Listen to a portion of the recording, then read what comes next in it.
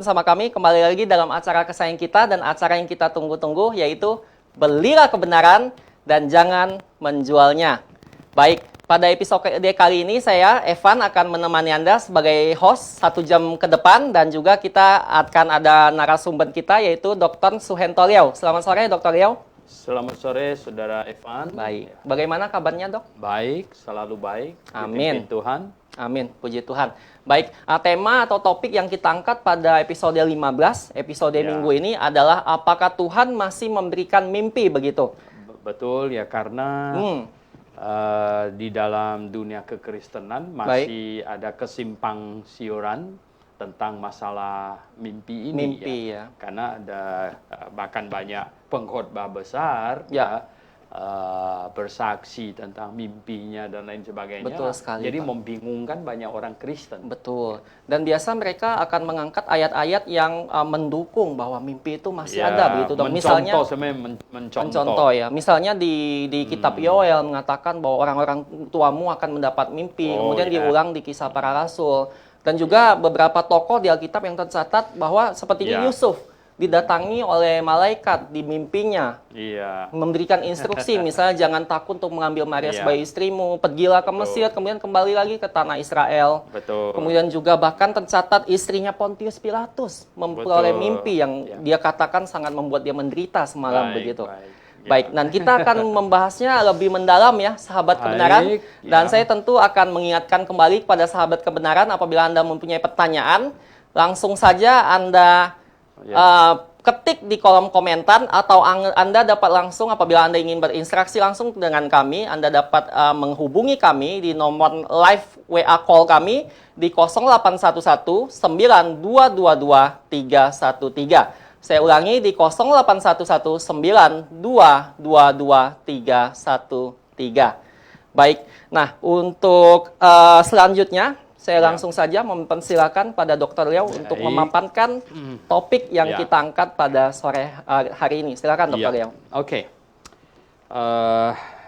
Pertama-tama kita mau membereskan dulu tentang nubuatan-nubuatan mengenai mimpi. Ya. Betul sekali. Nah, misalnya yang di Kisah Rasul pasal 2. Di Kisah Rasul pasal 2. Baik. Ini banyak orang baca Alkitab salah kaprah. Dia pikir bahwa Petrus bernubuat tentang keadaan yang sekarang ini gitu. Padahal tidak. Petrus waktu itu kan terjadi bahasa lidah, terjadi mereka bicara hal yang di luar dari normal, artinya sebenarnya bukan bahasa yang tidak dimengerti. Justru bahasa yang dimengerti, cuman bukan mereka di situ yang mengerti, tapi dimengerti oleh orang-orang yang berdatangan dari berbagai wilayah ya. Baik. Karena begini, pada hari Pentakosta di Yerusalem itu ada banyak pendatang. Ya, mengapa ada banyak pendatang? Karena sesuai dengan hukum Taurat ya, orang Yahudi itu 1 tahun 3 kali harus pergi ke Yerusalem. Hari Paskah, ya, hari Pentakosta dan hari Pondok Daun. Jadi 3 hari, 3 kali pesta ini. Nah, maka itu hari Pentakosta itu banyak orang Yahudi, semua orang Yahudi, tapi yang berasal artinya sudah lama tinggal di Persia, sudah lama tinggal di Mesir, ya kan? Akhirnya pada hari Pentakosta itu, ya teman-teman Petrus dan semua teman-temannya berbahasa Persia, berbahasa Arab, berbahasa Mesopotamia, semuanya. Betul, Pak. Itu bahasa lidah. Dan pada waktu orang sebagian mungkin mengolok-olok bahwa ini orang lagi mabuk ini, kenapa satu orang pakai satu macam bahasa, bayangkan. Dan Petrus waktu itu mengutip kitab Yoel. Jadi Petrus mengutip kitab Yoel, bukan Petrus bernubuat. Ini salah kaprah. Jadi Petrus mengutip kitab Yoel yang katanya akan terjadi pada hari terakhir. Ya, demikianlah firman Allah bahwa akan aku akan mencurahkan rohku ke atas semua manusia, maka anak-anakmu laki-laki dan perempuan akan bernubuat, dan teruna-terunamu akan mendapat penglihatan-penglihatan, dan orang-orangmu yang tua akan mendapat mimpi. Juga di atas hambaku laki-laki dan perempuan akan kucurahkan rohku pada hari-hari itu, dan mereka akan bernubuat. Dan aku akan mengadakan mujizat-mujizat di atas di langit, dan tanda-tanda di bawah di bumi, darah dan api dan gumpalan-gumpalan asap. Matahari akan berubah menjadi gelap gulita, dan bulan menjadi darah sebelum datangnya hari Tuhan, hari yang besar dan mulia itu. Dan barang siapa yang berseru kepada nama Tuhan akan diselamatkan. Jadi Petrus mengutip kitab Yoel. Ya, nah kita bisa lihat di kitab Yoel, ya.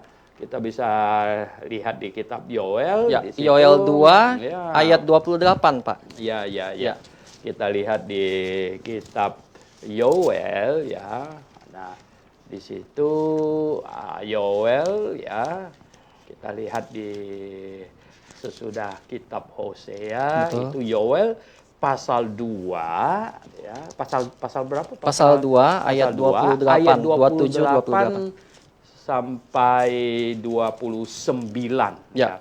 Nah, ini kutipan, ya. Ini hari Tuhan, ya. Nah, jadi begini, ya. Petrus mengutip kitab Yoel bahwa yang mengatakan bahwa ini akan dapat mimpi. Di sini orang-orangmu yang tua akan mendapat mimpi, katanya. Ya. Nah, memang Alkitab sudah mencatat, ya. Misalnya di kitab Kejadian awal-awal, Firaun mimpi, ya. Nah, Firaun mimpi ini, ya, tidak berarti Firaun selalu mimpi dari Tuhan. Ya, mungkin seumur hidup Firaun sudah mimpi, nggak tahu ratusan, mungkin ribuan kali. Ya. Cuman kali itu, satu itu saja yang dari Tuhan. Ya. Ya.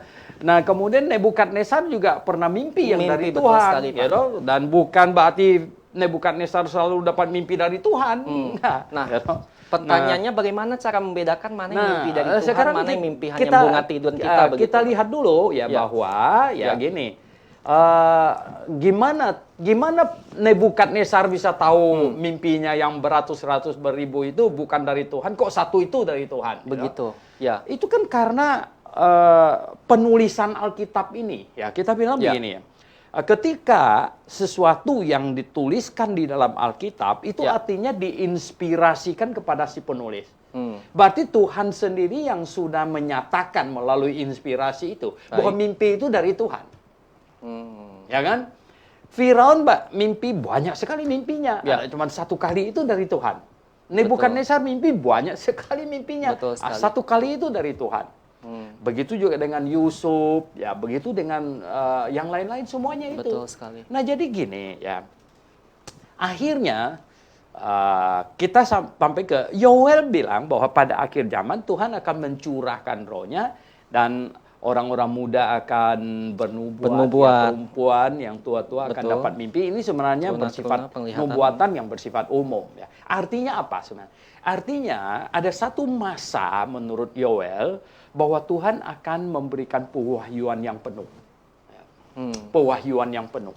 Nah, pewahyuan ini mungkin yang pertama kali harus difahami apa itu namanya pewahyuan. Revelation. Revelation, ya. Revelation itu artinya pewahyuan, apa yang tertutup Tuhan singkapkan. Bukakan, reveal, ya, revelation. Apokalipsis bahasa Yunaninya, ya. Revelation, pewahyuan. Jadi apa yang tertutup disingkapkan. Disingkapkan dengan cara apa? Ya, disingkapkan melalui penglihatan, disingkapkan melalui mimpi, disingkapkan melalui suara, disingkapkan melalui apa saja. Baik. Nah, jadi itu maksudnya akan terjadi pewahyuan. Menurut Yoel, nubuatan Yoel, akan ada masa di mana Tuhan menyingkapkan semuanya itu. Menyingkapkan. Akhirnya memang, ya, akhirnya kita tercatat di dalam Alkitab, Hana mendapat mimpi, atau ada mengenai bahwa dia akan bertemu dengan Mesias sebelum dia mati. Betul sekali. Nah, ini semuanya ini kan mimpi-mimpi yang orang alami semua. Bisa Nah, kita katakan dari Tuhan, Pak? oh ya, sudah pasti itu dari Tuhan. Kenapa Baik. itu dari Tuhan? Karena kita kan tidak tahu mimpinya yang lain-lain yang tidak dicatat. Betul. Ya, berarti semua yang tidak dicatat itu bukan dari Tuhan. Nah, yang dicatat itulah yang dari Baik. yang dari Tuhan. Jadi begitu banyak mimpinya. Ya, tadi malam mimpi nggak ya, Evan? Saya nggak begitu ingat. Saya jarang mengingat mimpi Ya, saya semalam. betul, ya karena nggak ada yang keperluan untuk diingat. Saya juga sering mimpi, hampir setiap malam mimpi. Ya. Tapi setelah bangun ya sudahlah, ya toh. Betul. Tidak ada kepentingan untuk ingat-ingat, bukan mau pasang nomor buntut gitu. Tapi ada beberapa orang yang begitu. Oh iya, udah kan. Nah, karena Iya. kita tidak percaya lagi. Nah, sampai kapankah mimpi ini stop yang Betul dari Tuhan? sekali. Nah, ini yang penting sekali untuk dipahami. Ya. Sampai kapan mimpi ini stop Baik. adalah ketika proses pewahyuan berhenti. Nah, jadi kalau proses pewahyuan berhenti, maka otomatis penglihatan juga stop, ya. Mimpi juga stop. Nah, penglihatan tuh mestinya gini. Orang wah dia bilang dia lihat Tuhan Yesus. Kalau lihat Tuhan Yesus kita pertanyakan, dia bilang, Paulus juga lihat Tuhan Yesus. Jadi dia mau samakan dirinya dengan Paulus lagi. Aduh, kita bilang, kamu ini kacau ini. Ya. Nah, Paulus itu rasul. Ya, Ya, toh? betul. Nah, rasul, bahkan Tuhan datang ngomong-ngomong dengan dia. Kalau kamu bilang Tuhan datang sama kamu omong-omong, kita bilang, yang bener aja nih kamu ini. Oh, lalu dia mau sama-samakan dengan Paulus. Ya. Mana bisa? Nah, Paulus rasul yang dipilih oleh Tuhan. Nah, dia istimewa. Nah, Baik. di mana letak keistimewaannya? Dia rasul, ya, maka itu Tuhan memberikan dia karunia melakukan mujizat. Itu Artinya tandanya, begini, Pak. ya, Paulus, Ya. atau Barnabas, Silas, Timotius, mereka semua tidak diberikan itu karena mereka bukan rasul. Nah, justru Paulus yang diberikan semua karunia itu karena Paulus rasul. Jadi ini loh. Pemberian kuasa dan karunia melakukan mujizat itu stempel dari Tuhan. Baik. Ya, itu stempel dari Tuhan. Nah, jadi stempel dari Tuhan bahwa ini yang dia berikan kepada Paulus itu stempel dari Tuhan. Nah, ini kita orang biasa tidak punya stempel itu. Kalau kita punya stempel itu, kita sudah jadi rasul gitu. Betul. Nah, kalau kita sudah jadi rasul, nanti semua tulisan kamu jadi firman Tuhan. Nggak ada macam begitu punya. Nah, ini kekacauan terjadi. Jadi begini, proses pewahyuan berhenti, ya. Proses pewahyuan berhenti kata sampai kuncinya kapan? di situ ya, Pak. Betul. Proses pewahyuan berhenti ya, di situ ketika juga. proses pewahyuan berhenti, berhenti kapan? Ya. Rasul pertanyaannya terakhir. Rasul terakhir Baik. ya menuliskan kitab yang terakhir, Baik. jadi menerima wahyu yang Terakhir. Siapa rasul terakhir? Yohanes Yohanes. yang menerima wahyu terakhir, kitab wahyu di Pulau Patmos. Dan sesudah Rasul Yohanes tidak ada rasul lagi gitu. Baik. Ya, tidak ada rasul lagi. Berarti Tuhan sudah tidak memberikan wahyunya lagi gitu. Baik. Tuhan tidak memberikan wahyu. Kenapa? Loh, karena wahyu semuanya disalurkan lewat rasul. Dan ketika rasul masih hidup, ada orang-orang yang dapat wahyu juga. Tetapi itu semuanya dalam lingkup masih di bawah pengawasan rasul. Artinya rasul-rasul lah yang memegang kunci, memegang stempel bahwa misalnya Evan, saya rasul nih, Evan bukan rasul nih, tapi salah satu murid saya, dia bercerita tentang kamu mimpi. Nah, saya sebagai rasul memiliki otoritas untuk memastikan bahwa benar mimpinya dari Tuhan. Nah, kalau tidak ada rasul, sekarang siapa yang memastikan mimpi siapa-siapa dari Tuhan gitu? Tidak ada. Jadi ketika proses pewahyuan sampai kepada kitab wahyu, itu kitab terakhir yang dituliskan oleh rasul terakhir. Itu wahyu terakhir dari Tuhan. Nah, wahyu terakhir dari Tuhan, sesudah Rasul Yohanes menuliskan wahyu terakhir, sesudah dia mati, tidak ada lagi wahyu dari Tuhan. Baik. Nah, tidak ada wahyu dari Tuhan lagi, tidak ada lagi orang dapat penglihatan dari Tuhan. Baik. Dan tidak ada lagi orang mimpi yang dari Tuhan gitu. Nah, ini prinsip utama kekristenan gitu loh. Prinsip yang paling utama, paling kokoh, Alkitab adalah satu-satunya firman Tuhan. Satu-satunya. Baik. Ya, firman Tuhan. Dan prinsip Alkitab satu-satunya firman Tuhan bahwa pewahyuan berhenti pada rasul terakhir, kitab terakhir, kitab wahyu, ini harus dipegang sangat-sangat teguh. Gitu. Baik. Karena ini, prinsip ini lebih utama dari Allah Tritunggal, Yesus satu-satunya juru selamat. Karena semua itu tidak ada gunanya kalau Alkitab bukan satu-satunya firman Tuhan. Betul sekali, Pak. Tidak ada gunanya semua itu. Baik. Nah, semua itu ditarik dari kesimpulan mana? Ya nggak? Dari berdasarkan apa gitu? Bahwa Yesus satu-satunya juru selamat, dasarnya apa? Kalau bukan Alkitab. Betul sekali. Ya, nah, kalau Alkitabnya bukan satu-satunya firman Tuhan, jadi ngawur itu. Ya, ada kesimpulan itu gitu. Nah, Allah Tritunggal itu dari mana? Hasil ciptaan siapa? Hasil pemikiran siapa? Filsuf siapa yang ngomong itu? Nggak bisa gitu. Itu berdasarkan Alkitab. Baik. Nah, kalau Alkitabnya digrogotin, diganggu, Alkitab jadi bukan satu-satunya firman Tuhan, nggak ada guna lagi itu semua itu. Betul sekali, Pak. Nah, itulah sebabnya akhirnya ya iblis sangat tahu sekali bahwa ini Alkitab fondasi iman kekristenan. Makanya ini diganggu terus ya. Diganggu apa? Diganggu supaya orang Kristen jangan terlalu ngotot bahwa pewahyuan selesai sampai kitab Wahyu. Baik. Supaya ada terus lagi.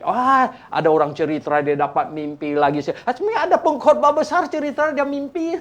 Mimpi dengan ya perempuan yang cantik segala macam. Ini kacau balau ini. Ya. Kacau balau ya. Nah itu tidak mungkin bisa benar. Ya, karena begini. Kalau Tuhan masih turunkan wahyu sesudah kitab Wahyu. Artinya masih memberikan mimpi sesudah kitab Wahyu. Memberikan penglihatan sesudah kitab Wahyu. Maka kitab Wahyu bukan kitab yang terakhir.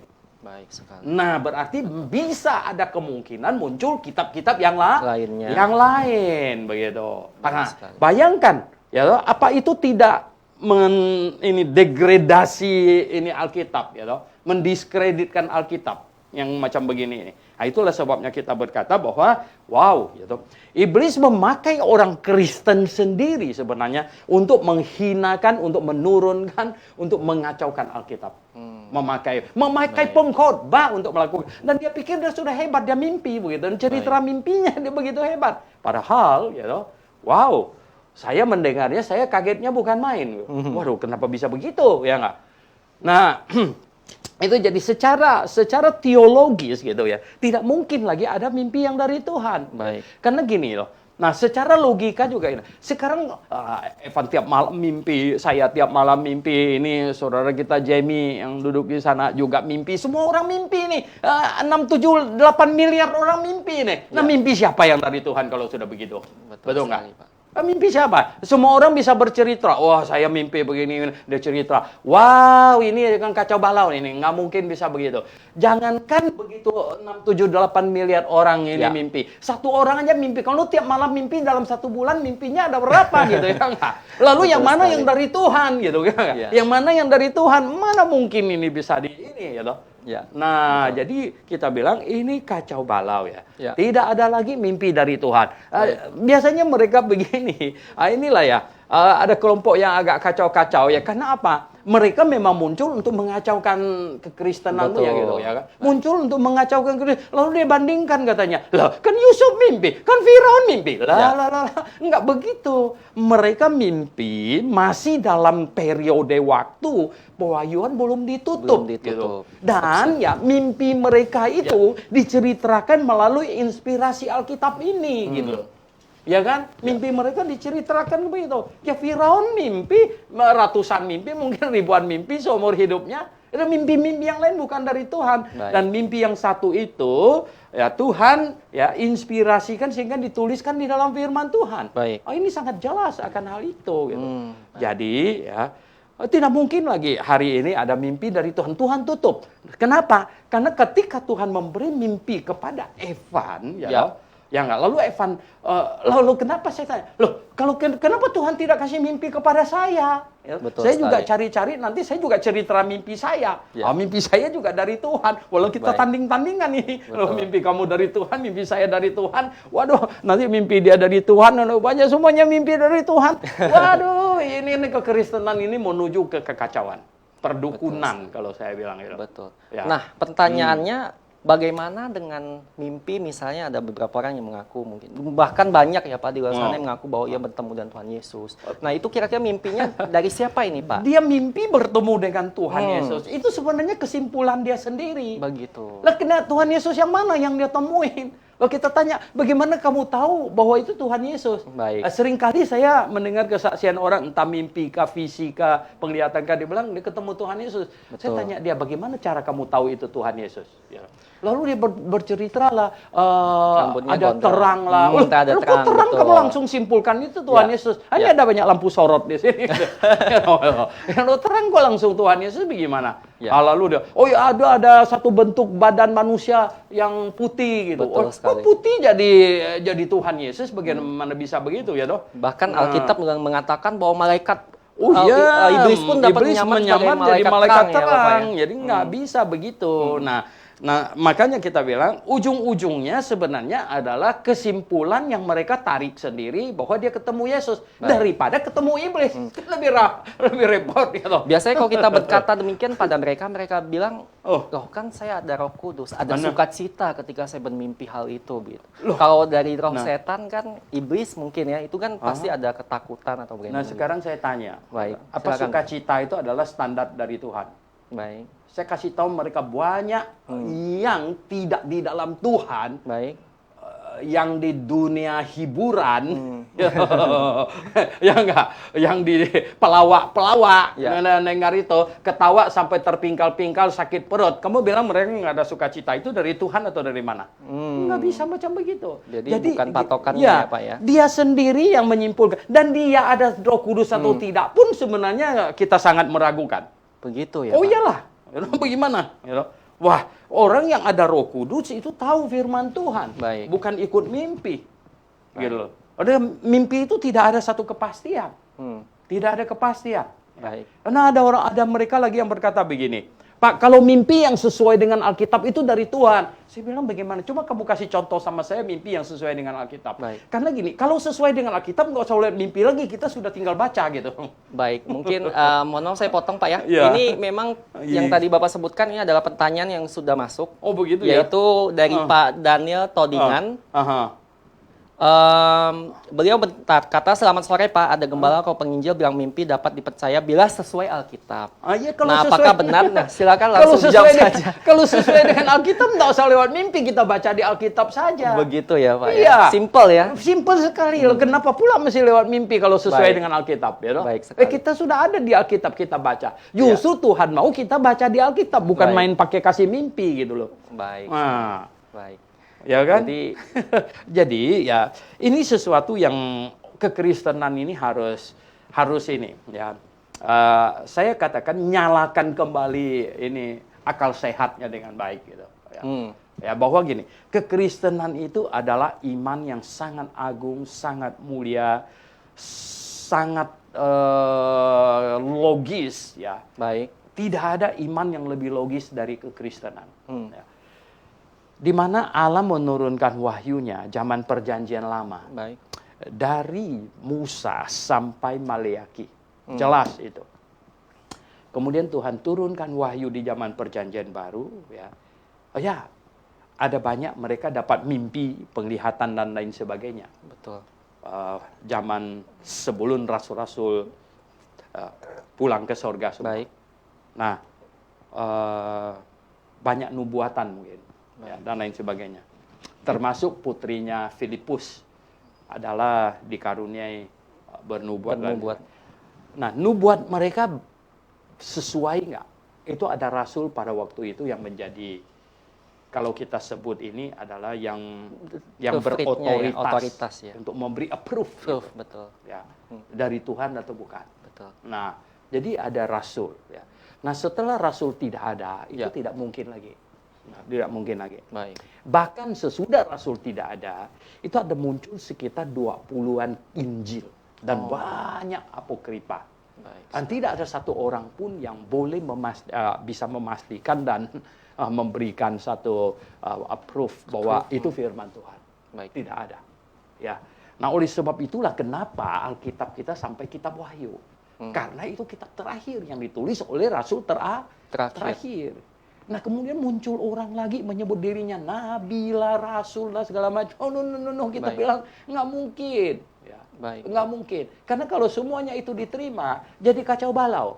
Baik sekali. Nah, Tuhan tidak mau ada kekacauan seperti itu. Baik. Tuhan mau kita memiliki satu kepastian yang sangat amat pasti, yaitu bahwa 66 kitab yang ada di tangan kita ini adalah satu-satunya firman Tuhan. Yang dimana orang Kristen tumpukan iman di atasnya. Dan Tuhan tidak mau lagi kemudian memberikan mimpi dan lain sebagainya untuk mengganggu ini. Gitu. Nah, untuk mengganggu ini tidak mungkin lagi. Gitu. Jadi tidak mungkin ada Tuhan berikan mimpi kepada kamu, kepada saya, kepada dia, segala macam. Nanti akhirnya jadi kacau balau.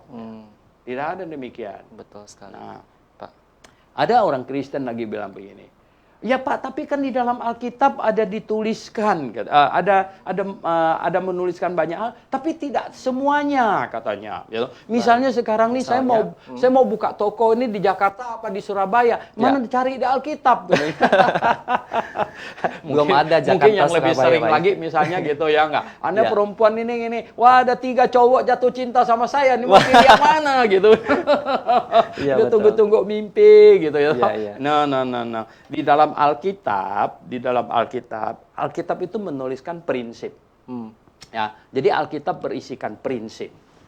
Di luar dari prinsip itu, Tuhan mau kita dekat kepadanya dan kita mencari hikmat dari Tuhan. Baik. Prinsipnya seperti begini. Kalau di dalam 1 Korintus pasal 7 ya. 1 Korintus pasal 7 ya.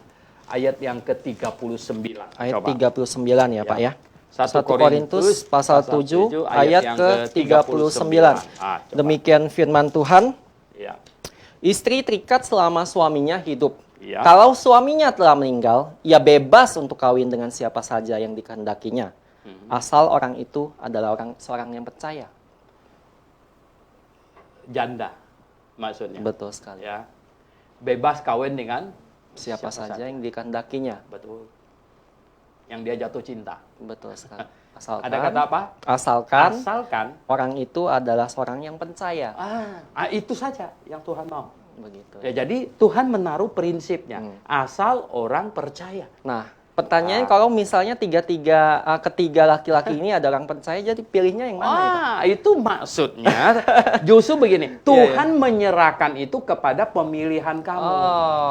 Kehendak bebas supaya kita, nanti ada masalah jangan salahkan Tuhan. Begitu. Iya kan? Baik. Jadi yang prinsip Tuhan taruh, yang prinsip itu adalah menikah dengan orang yang percaya, yang lahir baru. Mengenai kamu suka yang tinggi kurus, pendek gemuk, mau keriting apa lurus, mau hitam atau putih, itu udah dah selera masing-masing. Nah, seneng nggak dengan kebebasan yang Tuhan berikan ini? Wah, senang sekali. Seharusnya, ya kan? Betul sekali. Atau mau Tuhan yang pilihkan. Ada yang bilang, ya Tuhan, pokoknya Tuhan pilihkan saya aja. Rela jadi Hosea nggak? Wah. Perempuan sundal yang dinikahi, Pak. Rela jadi.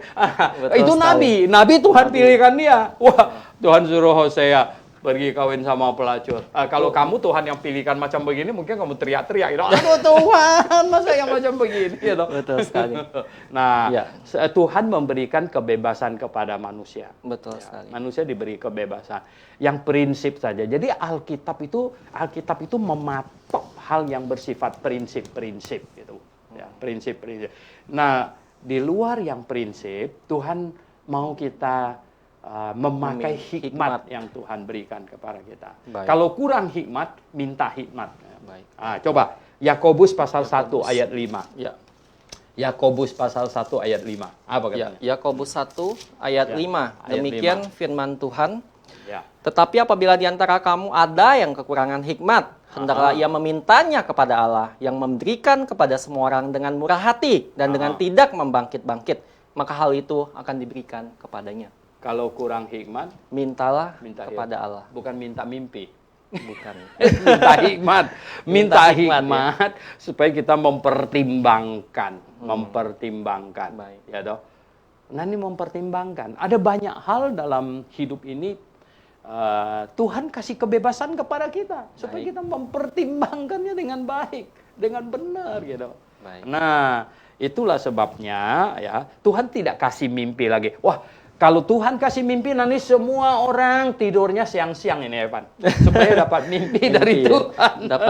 Dapat wangsit begitu ya, seakan-akan jadi wangsit. Nah, makanya bilang, itu perdukunan.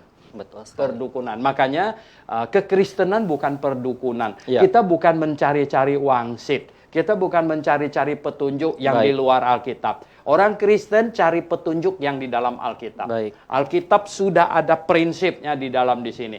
Di luar dari prinsip yang digariskan oleh Alkitab, maka Tuhan mau kita memakai akal sehat kita, memakai hikmat yang Dia berikan kepada kita. Jadi Tuhan tidak menuntun kita hari ini dengan mimpi lagi gitu. Oh, jangan membanding-bandingkan lalu dengan, wah si Yusuf dapat mimpi nih, masa saya nggak dapat mimpi? No, kamu siapa? Gitu. Zaman Yusuf tidak ada firman Tuhan yang menuntun seperti hari ini yang ada di tangan kita. Ya, tidak ada yang macam begitu. Jadi hari ini di tangan kita itu ada firman Tuhan. Firman Tuhan yang sudah lengkap loh. Begini loh. Jangan sampai ada orang Kristen ya dikacaukan pikirannya oleh iblis menganggap bahwa Alkitab kita ini belum lengkap gitu. Ya, ini firman Tuhan yang belum sempurna. Jangan sampai. Alkitab ini adalah firman Allah yang sudah sempurna. Ini sudah benar gitu. Ini cukup nggak untuk memimpin hidup orang Kristen sampai Tuhan datang? Cukup. Ya, cukup. Sudah cukup untuk memimpin hidup orang Kristen sampai sangkakala berbunyi sampai Tuhan datang. Maka itu tidak ada lagi keperluan untuk turunkan mimpi kepada si anu untuk supaya kasih dia tuntunan petunjuk segala macam. Tidak ada keperluan untuk itu lagi gitu. Nah, itulah sebabnya ya ini kita mau supaya siapapun yang nonton ini. Jadi Anda tambah pengetahuan untuk mengetahui, untuk menilai. Ya, kalau kita orang tidak suka bilang menghakimi gitu. Menilai gitu ya toh. Yang mana yang benar Alkitabiah. Nah, yang Alkitabiah itu adalah percaya Alkitab satu-satunya firman Tuhan. Tuhan tidak kasih mimpi lagi. Kalau yang percaya Tuhan masih kasih mimpi, itu impossible bisa Alkitabiah. Itu mimpi gitu. Baik, ya, jadi ini harus sangat-sangat jelas sekali. Baik. Jadi Pak Daniel Todingan tadi sudah dijawab ya bahwa pertanyaan Bapak, apakah kalau mimpi itu sesuai Alkitab, jadi benar begitu ya? Jadi jawabannya sangat simpel bahwa kalau sesuai Alkitab ya tinggal baca di Alkitab saja gitu ya. Tidak usah kasih mimpi lagi. Baik. Bagaimana dengan mimpi-mimpi yang misalnya ada seseorang bermimpi dan dia bilang itu dari Tuhan dan betul-betul terjadi begitu, Pak? Sekarang, itu bagaimana menjawab hal sekarang tuh gini ya. Iblis itu sangat licik dan penuh dengan tipu muslihat. Baik. Sekarang gini, saudara Evan ya mimpi naik motor, gitu, hampir tabrakan, ya. Iblis kasih mimpi itu. Baik. 2 hari kemudian Evan naik motor, dia jorokin kamu. Gitu. Oh gitu. Jadi kamu hampir tabrakan sehingga apa? Waduh, bener ini mimpi saya 2 malam yang lalu saya hampir tabrak. Betul. Ya, tabrakan itu bener loh. Ini dari Tuhan ya. Dari Tuhan. Padahal iblis itu ya. Jadi gini ya. Nih penonton kebenaran ini, pencinta kebenaran ini mesti ngerti ini ya. Tuhan tidak kasih mimpi lagi. Mimpi dari mana? Coba kita baca di Pengkhotbah pasal 5 nih, Pengkhotbah pasal 5. Pasal 5 ayat keberapa, Pak? Pengkhotbah pasal 5 ya. Di situ katanya Pengkhotbah pasal 5 di ayat yang ke 11 ya, Pak? Ini. Mimpi itu mimpi katanya Pengkhotbah pasal 5 ayat berapa ya? Coba saya Pengkhotbah pasal 5 ya ayat 2 ya Pak ya. Ayat 2 ya. Ayat 2. Saya bacakan Pak ya. Pengkhotbah 5 ayat 2 demikian firman Tuhan. Karena sebagaimana mimpi disebabkan oleh banyak kesibukan, demikian pula pencakapan bodoh disebabkan oleh banyak perkataan. Jadi mimpi disebabkan oleh banyak kesibukan. Oh ya, mimpi karena gini. Bahkan ada lagunya kan. Siang jadi kenangan, malam jadi impian. Malam jadi impian, gitu. Ya. Jadi dia mimpi ini ya. Kalau siangnya banyak mikir ini kan ada, ya. Karena sebagaimana mimpi disebabkan oleh banyak kesibukan. Ya. Mimpi banyak pikir, siang jadi kenangan, malam jadi impian. Saya punya cerita gini. Ya, silakan, Pak. Alkisah. Biasanya lucu kau Bapak. Alkisah ada satu pemuda. Baik. Jatuh cinta dengan seorang cewek yang cakep sekali di gerejanya. Oh, primadona ini ya. No? Baik, baik. Waduh. Satu hari dia datang kepada cewek itu, dia bilang apa? Saya tahu Tuhan mau kamu menikah dengan saya. Oh, begitu ya. Baik. Wah, dia perempuan tanya, dari mana kamu bisa tahu bahwa saya harus menikah dengan kamu? Baik. Oh, dia bilang karena saya mimpi dengan kamu hampir tiap malam. Oh. Waduh. Nah, perempuan itu untung dia pintar. Iya, Dia bilang, tapi saya tahu ya Tuhan tidak mau saya menikah dengan kamu. Oh, ceweknya jawab begitu, Pak, justru ya. Yang laki itu kaget. Kok dari mana kamu tahu? Ya. Karena saya tidak pernah mimpi dengan kamu. Iya. Iya kan? Nah, sekarang siapa yang banyak pikir ini? Benar. Ya kan? Cowoknya yang banyak mikir ya, Iya, Pak. karena dia jatuh cinta tepuk sebelah tangan. Iya. You know, waduh, jadi dia mikirin siang malam Iya, begitu betul. ya. Akhirnya kebawa mimpi ya, Pak ya. Mimpi, ya sekarang ini ada gini. Baik. Mimpi banyak pikir bisa mimpi. Betul. Iblis bisa kasih mimpi, ya. Tuhan dulu kasih mimpi. Oke. Jadi mimpi itu banyak mikir. Jadi ini bunga mayoritas. tidur. Mayoritas. Ya, loh, Iblis juga bisa kasih memberikan mimpi. Dan yang ketiga Tuhan pernah kasih mimpi. Memberikan mimpi. Sebagai alat Pewahyuan. pewahyuan. Ya, dulu Tuhan pernah pakai mimpi sebagai alat pewahyuan. Ini. Nah, setelah wahyu selesai, maka yang dari Tuhan sudah tidak ada. Ya, yang dari Tuhan sudah tidak ada. Tinggal dua ya, Pak. Ya, tinggal dua. Yaitu yang banyak pikir, ini mayoritas. Dan iblis intervensi. Iblis intervensi apa? Sebab apa tujuan iblis intervensi kasih mimpi? Itu adalah untuk membuat orang-orang Kristen percaya Tuhan masih kasih mimpi. Baik. Ya. Jadi dia kasih mimpi bukan atas nama dia. Dia kasih mimpi atas nama Tuhan Yesus. Dan dia suruh orang percaya Yesus. Wah, banyak orang bingung juga ini. Bagaimana iblis bisa suruh orang percaya Yesus katanya? Pak Suento yang benar aja, iblis kok suruh orang percaya Yesus? Betul, Pak. Sekarang bagaimana menjawabnya, Pak? Sekarang begini. Baik. Orang yang percaya Yesus karena mimpi itu belum tentu lahir baru. Sampai kepada titik ini iblis belum rugi. Ya kan? Masih milik dia. Betul sekali. Yang pertama. Yang kedua, andai kata orang itu kemudian dipicu oleh mimpi, dan akhirnya ketemu gereja yang benar, yang alkitabiah, dan lahir baru, apakah iblis rugi? Oh, tidak juga. Kenapa? Kenapa, Pak? Wah, orang ini bersaksi kemana-mana bahwa dia dapat mimpi dari Tuhan.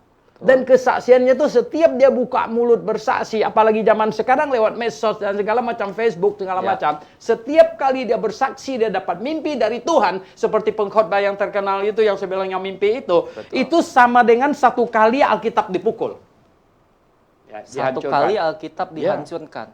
Bisa dijelaskan lebih lanjut, Pak? Karena apa? Kalau benar mimpinya itu dari Tuhan, gitu. Ya, mimpinya itu benar dari Tuhan, berarti Alkitab kita ini belum final. Ya, proses pewahyuan masih jalan terus. Betul. Alkitab belum final. Tapi kan orang itu diselamatkan, Pak. Ya. Kamu gereja yang benar. Iblis saya kasih tahu, kalau hilang 1 juta orang percaya Yesus saja, kalau berhasil Alkitab dihancurkan, apa dia rugi, apa dia untung? Tetap untung ya, Pak ya. A good general, jenderal yang hebat itu. Ya. Not win the battle, but win the war. Ya. Jenderal yang hebat tuh berpikir begini, bukan memenangkan pertempuran kecil-kecilan, tetapi keseluruhan peperangan, begitu, Pak. Menangkan peperangan. Jadi dia rela mengorbankan yang sedikit untuk mendapatkan yang saya lebih kasih banyak. tahu, Winston Churchill, sampai hari tuanya itu dia merasa sangat bersalah kepada satu kota kecil di Inggris. Baik. Karena begini, Inggris berhasil mensadap Morse dari Jerman. Berhasil memecahkan kodenya. Baik. Dan tahu bahwa Hitler mau menyerang kota itu. Kalau kirim artileri, kirim pasukan untuk menangkal, maka pihak Jerman akan berpikir, loh, kok dia bisa tahu gitu, ya kan? Berarti kita punya kode-kode Morse semuanya sudah berhasil mereka pecahkan. Baik. Nah, mereka akan ganti, akhirnya kita nggak tahu informasi lagi. Betul. Oleh sebab itu Winston Churchill waktu itu memutuskan tidak kirim penangkal apapun juga ke situ. Padahal sebetulnya dia bisa nolong ya Pak ya. Ya, sehingga akhirnya kota itu dibombardir, banyak yang meninggal. Karena nggak ada yang respon loh dari situ. Jerman berpikir bahwa Inggris tidak tahu. Tapi Inggris baca semua geraknya, mau kemana segala macam. Sehingga apa? Bisa memenangkan peperangan. Bukan memenangkan pertempuran. Gitu. Nah, prinsip yang sangat apa ruginya bagi iblis kalau 1 juta lah. Gitu. Orang bisa jadi Kristen gara-gara dia kasih mimpi, kasih visi segala macam. Baik. Ya, pakai nama Yesus. Segala macam itu. Dengan tujuannya apa? Makin hari orang makin tidak menghargai Alkitab lagi. Makin hari kitab ini makin diinjak-injak. Kitab ini menjadi tadinya satu-satunya firman Tuhan. Lama-lama menjadi salah satu firman Tuhan. Ya, karena itu juga firman Tuhan. Yang itu juga firman Tuhan. Yang itu juga firman Tuhan. Jadi banyak firman Tuhan. Alkitab turun derajatnya dari satu-satunya firman Tuhan menjadi salah satu firman Tuhan. Wah, luar biasa sekali. Jadi penjelasannya. Nah, Bapak Ibu yang saya kasihi, pencinta kebenaran. Saya hanya ingin mau mengajak Bapak Ibu untuk mari nyalakan akal sehat. Alkitab ada di tangan kita. Jangan hanya percaya semua hal yang dikatakan ya Pak. Ya, jadi ini harus ini. Kenapa? Menjelang akhir zaman, menjelang kedatangan Tuhan Yesus kembali menjemput kita. Penyesatan itu sampai kepada puncak-puncaknya ini. Ya, kedahsyatan itu ya. Kedahsyatan itu. Dan kita tahu bahwa iblis menyesatkan dengan berbagai-bagai cara. Ya, saya katakan begini, Tuhan hanya memakai satu cara untuk menyelamatkan manusia. Tuhan hanya perlu satu firman-Nya. Tapi iblis kalau punya 1000 cara menyesatkan, dia merasa masih kurang. Masa kurang lagi. Dan dia memunculkan berbagai sumber, berbagai kitab. Dan menyatakan itu firman Tuhan untuk mengacaukan yang satu ini. Untuk mengacaukan yang satu ini. Nah, oleh sebab itu orang Kristen harus sangat waspada. Bukan cuma orang Kristen, siapapun yang mencari kebenaran, siapapun yang mencintai kebenaran, siapapun yang ingin masuk surga, siapapun yang sungguh-sungguh mau mendapatkan keselamatan, harus saya katakan nyalakan akal sehatmu. Nyalakan akal sehatmu. Dan Alkitab ini satu-satunya firman Tuhan. Jadi ini bukan main-main ini. Ini bukan main-main. Kenapa? Sekarang ya saya kasih tahu iblis menciptakan barang palsu, pencipta uang palsu yang terhebat itu kan bukan yang pakai uang main monopoli itu, ya itu mah nggak ada bank mau terima. Justru uang palsu yang terhebat itu adalah apa? Yang sangat mirip sekali. Sudah 99% mirip. Betul sekali. Hanya 1% hologramnya dia nggak bisa, iya nggak? Nah, oleh sebab itu ya. Sekarang saya kadang-kadang melihat ini mengamatin ini. Ada banyak pengkhotbah ya. Saya tidak mau menyebut orang hamba Tuhan. Pengkhotbah. Kenapa Pak? Kenapa? Ini yang lalu-lalu kan saya udah bilang. Kalau saya bilang, wah Evan ini hamba Tuhan. Tuhan marah sama saya. Siapa bilang dia hamba saya? Justru Tuhan yang protes ya. Oh iya, Tuhan yang marah. Kenapa? Siapa bilang dia hamba saya? Kamu pinter-pinter aja bilang dia hamba saya. Kapan saya angkat dia jadi hamba saya? Nanda. Saya bilang pengkhotbah boleh aja. Di Amerika nggak bilang. Di Amerika bilang preacher. Ya, you're a preacher. Oke, pengkhotbah. Bukan hamba Tuhan. Mau tuh tanya Tuhan dulu, apa benar nggak dia hamba kamu? Baik. Terima kasih Pak Suhento untuk penjelasannya Dr. Liao ya. Sangat luar biasa tadi kita sudah mengikuti perbincangan dengan Dr. Liao sebagai narasumber kita dan banyak sekali hal yang kita dibukakan, hal-hal baru mengenai mimpi itu ya. Nah, baik. Nah, untuk selanjutnya ini sudah ada beberapa pertanyaan yang masuk, Dr. Liao. Namun kita akan jawab sebelumnya. Kita akan menyaksikan iklan yang akan lewat berikut ini. Baik. Silakan. Kita akan kembali lagi dan jangan kemana-mana. Kami akan kembali beberapa menit ke depan.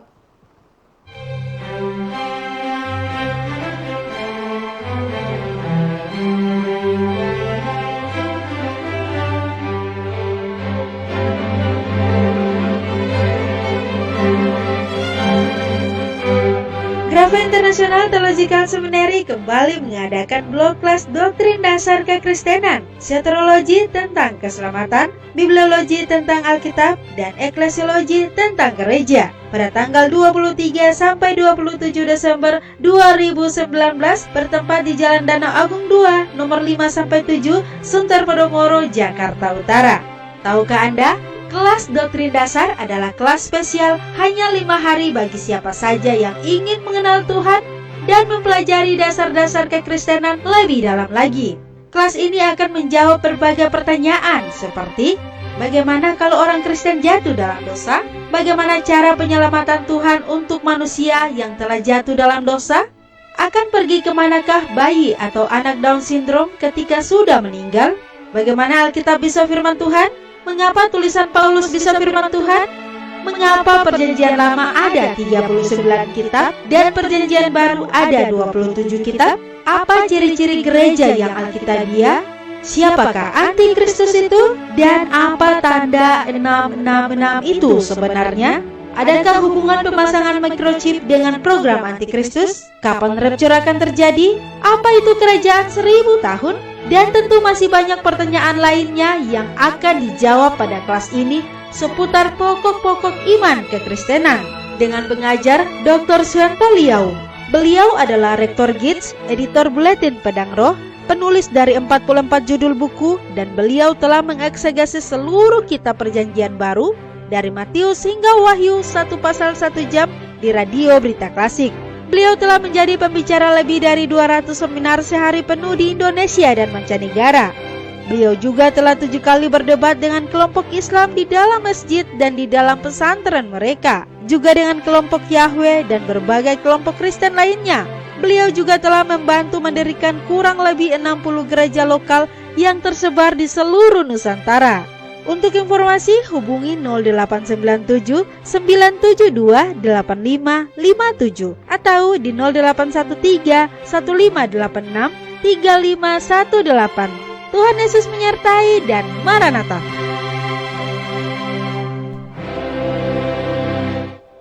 Sahabat kebenaran, terima kasih masih stay tune bersama kami. Kita kembali lagi dan kita akan masuk ke sesi tanya jawab sekarang ya, Dr. Leo ya. Baik, saya langsung saja bacakan. Ini pertanyaannya datang dari Bapak Jun Kyong. Nah, beliau bertanya bagaimana kesaksian manusia yang beragama selain Kristen, lalu bermimpi bertemu Yesus, lalu dia jadi memeluk Kristen. Apa mungkin? Ini sebenarnya sudah dijawab ya? Sudah dijawab ya. Tidak masalah, iblis bisa kasih mimpi itu. Atau sebenarnya dia sendiri yang selalu berpikir ya. Mungkin dia pernah diinjili. Ya. Dia pernah diinjili, jadi kepikiran ya. Akhirnya dia mimpi dia ketemu Yesus. Sebenarnya dia sendiri tidak tahu apa itu Yesus apa bukan. Kecuali ini yang di kalender ini. Itu kan kacau. Dia sendiri tidak tahu apa Yesus apa bukan. Tidak ada orang bisa tahu dia mimpi Yesus. Itu sebenarnya kesimpulan dia sendiri. Gitu. Dan iblis juga rela.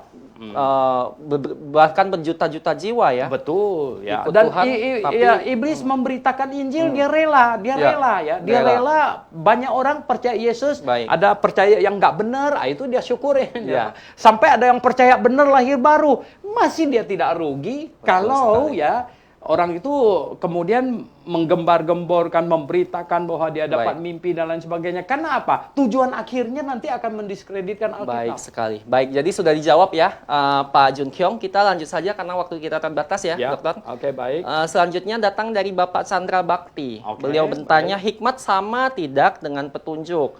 Mohon penjelasannya. Ya, hikmat itu kalau saya mendefinisi sebenarnya gini, di dalam kitab Amsal itu hikmat itu adalah Tuhan sendiri gitu.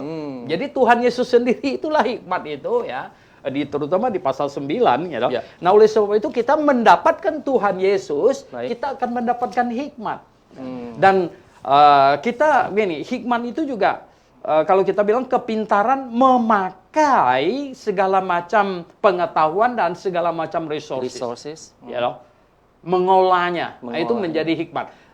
Seseorang kan perlu untuk memutuskan sesuatu itu perlu banyak informasi. Ya. Betul. Dalam hal ini ya loh. Nah, Anda mau memutuskan beli saham apa juga memerlukan banyak informasi ya toh. Ya, informasi ekonomi segala macam. Oke, boleh beli ini. Nah, itu kan hikmat ya. Hikmat itu tiap-tiap bidang itu ada hikmatnya gitu ya. Betul, Karena apa? Ya orang hikmat seorang pengacara itu dia harus banyak belajar hukum dan menghafal banyak pasal dan ayat undang-undang supaya dia bisa ini kan memakai itu dengan baik. Begitu. Nah, bagaimana dengan Bapak katakan tadi bahwa hikmat itu siapapun yang mendapat hikmat seperti Amsal, Bapak katakan itu adalah memperoleh Yesus, Tuhan Yesus. Betul. Bagaimana dengan orang yang tidak percaya, Pak? Oh, iya. Kan ada beberapa orang yang tidak percaya namun hidupnya sukses, dia menggunakan mungkin hikmat atau pemikirannya yang membuat dia. Maka itu kita berkata bahwa katakanlah konglomerat yang bilioner yang hebat. Betul. Ya. Tapi dia pembenci Tuhan begitu. Pembenci Tuhan. Dia ada hikmat. Ada hikmat ya, hikmat dunia ini dalam hal dia mengolah semua itu. Ya. Nah, oleh sebab itu gini, di dalam Alkitab ya 1 Korintus pasal 2, 1 Korintus pasal 2 ya di situ Anda bisa baca gitu ya, Dok. Ayat keberapa, Pak? Ayat yang ke-15. Saya bacakan boleh, Pak? Ya. 1 Korintus 2 ayat 15 demikian firman Tuhan. Tetapi manusia rohani menilai segala sesuatu, tetapi ia sendiri tidak dinilai oleh orang lain. Ya, terus 16 masih terus. 16 sebab siapakah yang mengetahui pikiran yang ayat Tuhan? 15 tadi belum seluruhnya Tetapi manusia rohani ya menilai segala sesuatu, tetapi ia sendiri dia sendiri tidak dinilai oleh orang lain. Jadi gini. Baik. Apa beda manusia rohani berhikmat dengan manusia duniawi berhikmat? Nah, manusia duniawi berhikmat hanya bisa menilai perkara duniawi. Baik. Manusia rohani berhikmat sanggup menilai duanya. Menilai perkara rohani dan menilai perkara duniawi. Bisa dijelaskan lebih lanjut perkara rohani apa? Perkara rohani itu adalah perkara mengenai sorga, neraka, bagaimana masuk sorga dan lain sebagainya. Baik. Ya toh? Mungkin ada orang yang sangat pinter yang konglomerat besar begitu. Baik. Dia tahu bagaimana cari uang, dia tahu bagaimana pilih usaha dan lain sebagainya. Baik. Ya bisa, oke. Ya. Tapi dia tidak tahu bagaimana masuk sorga. Atau ujung-ujungnya dia masuk neraka. Dia duit yang begitu banyak yang dapatkan itu sebenarnya percuma. Bahkan bisa menjadi jerat untuk dia. Nah, sedangkan manusia rohani tahu mana yang lebih utama. Baik. Ya toh? Perkara rohani dia tahu bagaimana supaya yang lebih bernilai yang rohani apa yang duniawi. Dia pilih yang rohani. Kenapa? Rohani. Karena nanti masuk surga. Jadi manusia rohani yang berhikmat bisa menilai perkara rohani, ya juga bisa menilai perkara duniawi. Karena masih tinggal di dunia ini. Gitu. Tetapi manusia duniawi saja yang bukan rohani hanya bisa menilai perkara duniawi saja. Baik, terima kasih jawabannya. Dan tadi hikmat sudah dijelaskan. Bagaimana dengan petunjuk, Dokter? Petunjuk, ya sebenarnya petunjuk itu kan ada banyak. Ya kita beli barang aja kan ada petunjuk pemakaian dan lain sebagainya. Petunjuk apa? Kalau petunjuk kehidupan ya hanya ada di Alkitab gitu. Ya untuk petunjuk masuk surga ini hanya ada di Alkitab gitu. Petunjuk apa? Ya, begitu. Petunjuk itu. Jangan ikut petunjuk tempat lain, ya kitab lain untuk masuk surga, nanti ujung-ujungnya nyasar ke neraka gitu. Begitu ya. Iya. Bagaimana dengan kan kita biasa baca Alkitab bingung sendiri dan kita membeli buku untuk melengkapi misalnya komentari dari beberapa ahli Alkitab. Nah, apakah itu juga boleh tidak semuanya benar. Maka itulah yang saya katakan bahwa Tuhan mau kita memakai akal sehat. Segala macam buku boleh dibaca. Nah, kita baca kan kita bisa menilai. Ya, wah ini nggak benar ini. Nah, yang jadi patokan tuh harus Alkitab dan akal sehat. Ya. Jadi semuanya harus dinilai berpatokan pada Alkitab. Nah, oleh sebab itulah begini. Orang Kristen lahir baru yang nomor 1 dibaca dan berusaha dihafal ayat-ayatnya itu adalah Alkitab. Karena dengan demikian bahwa ketika kamu sudah banyak mengetahui Alkitab, kamu baca buku yang lain yang bentrok dengan ayat Alkitab, kamu tahu ini nggak benar ini karena bentrok dengan ayatnya. begitu. Oh, baik. Terima kasih jawabannya. Mungkin sudah cukup menjawab ya Bapak Chandra Bakti tadi. Saya lanjutkan pertanyaan selanjutnya dari Bu Yuliana Sulan.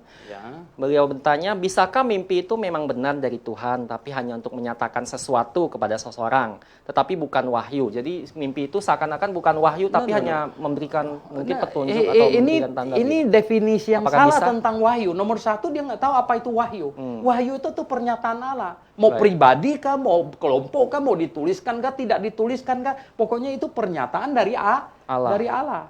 Kalau masih ada, tidak mungkin gitu. Jadi tidak ada kemungkinan ada wahyu untuk pribadi Evan gitu, yang tidak untuk saya. No.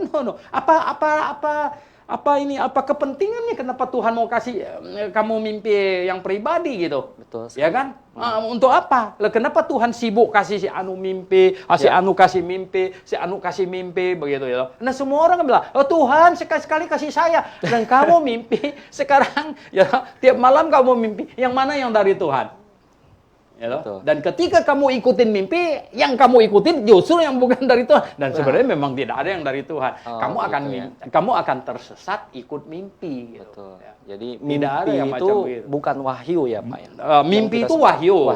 Ya, cuman wahyu sudah berhenti. Jadi wahyu tinggal dua ya. Betul. Bunga tidur atau dari iblis. Begitu, betul. Ya? Wahyu dari iblis. Wahyu dari iblis.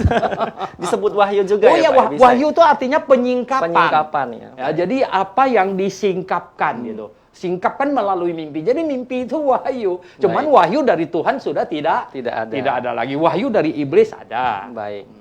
Jadi cukup menjawab ya Bu Yuliana Sulan. Baik, kami tetap menantikan pertanyaan dari Anda, sahabat kebenaran sekalian. Apabila Anda mempunyai pertanyaan, silakan langsung saja ketik di kolom komentar, atau Anda dapat apabila ingin berinteraksi langsung dengan kita ya Pak ya. Silakan langsung saja menghubungi kami di nomor WA yang ada di sini, di bawah sini, yaitu di 081192222313. Baik, nah mungkin saya ada pertanyaan Pak. Nah, tadi Bapak mengatakan sekilas saya menerima bahwa Bapak bilang rasul terakhir adalah Rasul Yohanes begitu. Betul, ya. Nah, memang kitab Wahyu memang kitab terakhir yang ditulis ya. Nah, ada beberapa pendapat yang mengatakan, saya pernah dengar bahwa Rasul Paulus lah sebetulnya yang rasul terakhir. Karena dia berkata bahwa dia adalah rasul yang lahir sebelum waktunya itu begitu. Di 1 Korintus 15 maksudnya dia yang terakhir melihat Yesus. Betul sekali. Ya, dia terakhir. Nah, bukankah berarti Rasul Paulus seharusnya begini. Atau bagaimana? Yang rasul yang lihat Tuhan Yesus itu adalah terakhir Paulus. Betul sekali.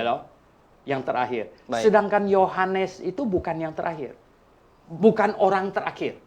Jadi orang terakhir yang lihat Tuhan Yesus itu Paulus. Yohanes itu sudah ulang-ulang lihat Tuhan Yesus.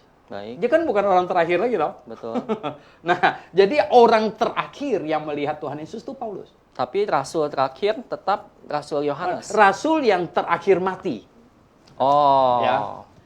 Rasul yang terakhir mati, bukan rasul yang terakhir mati itu Yohanes. Baik. Penerimaan wahyu ya, itu penglihatan, itu bukan Yesus datang menampakkan diri. Nah, yang Yesus datang menampakkan diri itu Paulus. Sampai berdiri di sampingnya. Suruh dia, kamu mau pergi ke Roma, pergilah ya. Supaya kamu bisa bersaksi kepada Kaisar. Nah, itu Paulus gitu. Baik. Sedangkan yang Yohanes itu dia itu seperti melihat, ya seperti Petrus lihat makanan yang diturunkan itu kan nggak ada, sebentar hilang. Jadi penglihatan yang kitab Wahyu itu adalah makanya disuruh wahyu.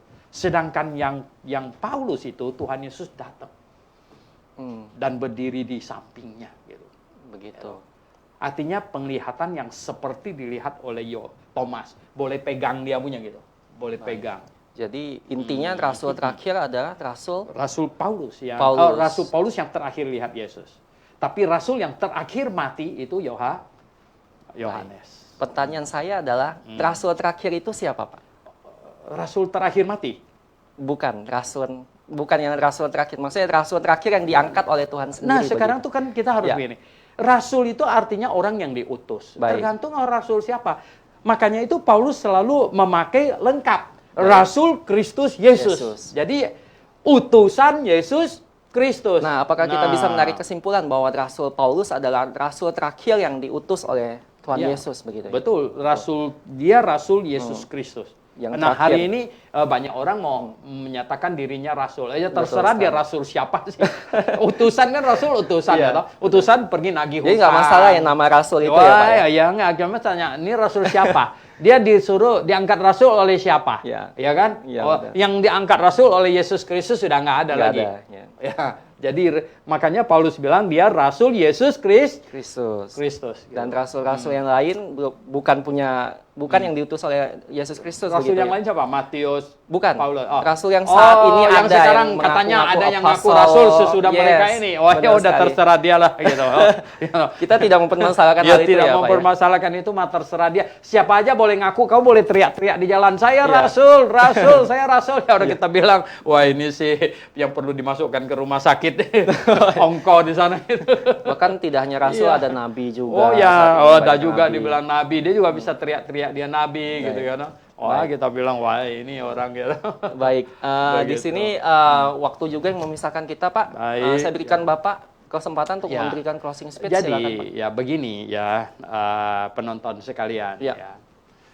Kita hidup di zaman ya di mana kedatangan Tuhan Yesus semakin dekat. Oleh sebab itu iblis panik dan dia melancarkan penyesatan yang dahsyat. Dan iblis tidak bodoh. Ya. Penyesatan yang paling dahsyat, yang paling hebat adalah menerbitkan kekristenan yang hampir-hampir benar. Tapi belum benar. Namanya apa? Hampir. Ya.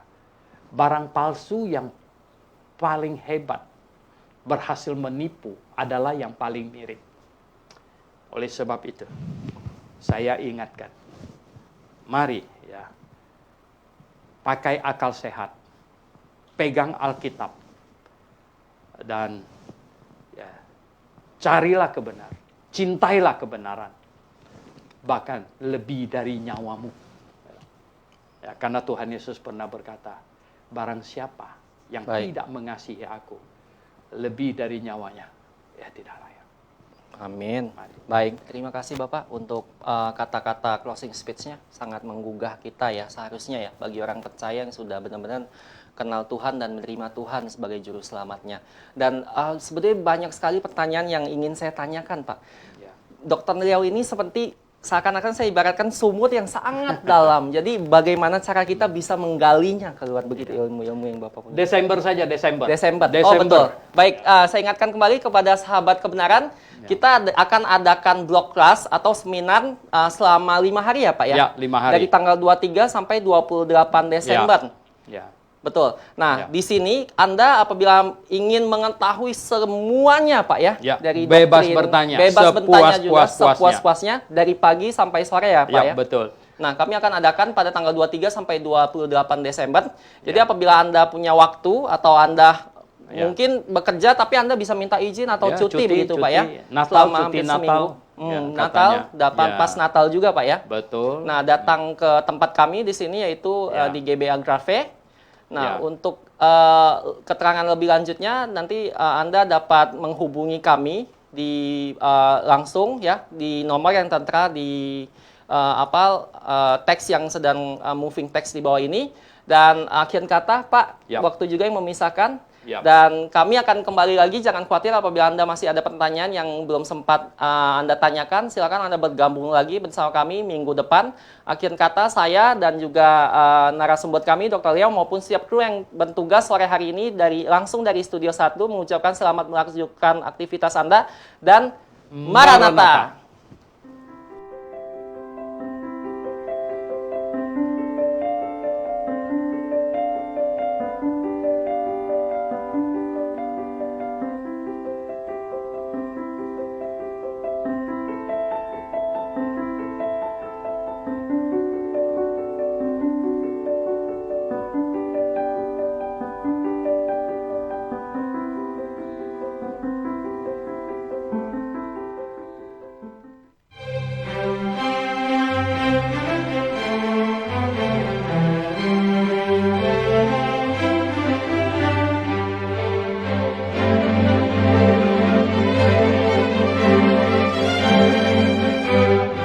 Alpha International Theological Seminary kembali mengadakan blog kelas doktrin dasar kekristenan, seterologi tentang keselamatan, bibliologi tentang Alkitab, dan eklesiologi tentang gereja pada tanggal 23 sampai 27 Desember 2019 bertempat di Jalan Danau Agung 2, nomor 5 sampai 7, Sunter Podomoro, Jakarta Utara.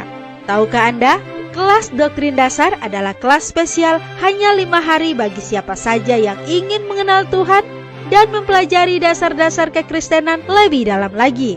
Kelas ini akan menjawab berbagai pertanyaan seperti bagaimana kalau orang Kristen jatuh dalam dosa? Bagaimana cara penyelamatan Tuhan untuk manusia yang telah jatuh dalam dosa? Akan pergi kemanakah bayi atau anak Down syndrome ketika sudah meninggal? Bagaimana Alkitab bisa firman Tuhan? Mengapa tulisan Paulus bisa firman Tuhan? Mengapa perjanjian lama ada 39 kitab dan perjanjian baru ada 27 kitab? Apa ciri-ciri gereja yang alkitabiah?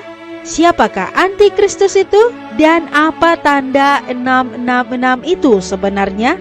Adakah hubungan pemasangan microchip dengan program antikristus? Kapan rapture akan terjadi? Apa itu kerajaan 1000 tahun? Dan tentu masih banyak pertanyaan lainnya yang akan dijawab pada kelas ini seputar pokok-pokok iman kekristenan dengan pengajar Dr. Suyanto Liau. Beliau adalah Rektor GITS, editor Buletin Pedang Roh, penulis dari 44 judul buku, dan beliau telah mengeksegesi seluruh kitab perjanjian baru dari Matius hingga Wahyu 1 pasal 1 jam di radio Berita Klasik. Beliau telah menjadi pembicara lebih dari 200 seminar sehari penuh di Indonesia dan mancanegara. Beliau juga telah 7 kali berdebat dengan kelompok Islam di dalam masjid dan di dalam pesantren mereka, juga dengan kelompok Yahweh dan berbagai kelompok Kristen lainnya. Beliau juga telah membantu mendirikan kurang lebih 60 gereja lokal yang tersebar di seluruh Nusantara. Untuk informasi hubungi 0897 972 8557 atau di 0813 1586 3518. Tuhan Yesus menyertai dan Maranatha.